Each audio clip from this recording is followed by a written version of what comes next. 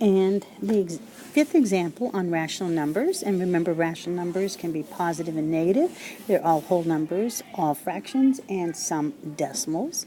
Decimals that repeat or have ending are rational numbers. And to turn a fraction into a decimal, you can stop, drop, divide, always. And so let's do that. Negative 1/40th, and this time we have a negative. So we're going to stop, drop, divide. And I need it into a decimal, so I need a decimal point. And float it to the top. And how many times does 40 go into 1? It doesn't. How many times does 40 go into 10?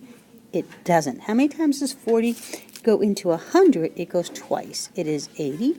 2 times 40 is 80. Subtract, I get 20. You can bring down more zeros. And how many times does 40 go into 200? It is 5. But because it's negative, this is a decimal, it is negative 0.025. And bring it on down. So negative 1/40 is the same thing as negative 25 thousandths. Thank you. And let's move on to number 6. And we have 7/9 as a decimal, and it is not negative, so don't have to worry about that. But we're going to stop, drop, divide. So here we go, and drop that in, and make my decimal a little bit larger. Float it to the top. How many times does 9 go into 7? It doesn't. How many times does 9 go into 70? It goes 7 times. It would be 63. 7 times 9 is 63.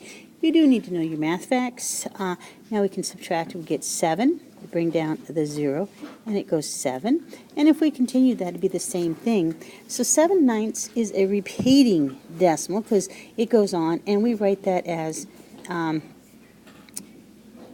7 and put a bar notation on the top. That means that 7 is repeating.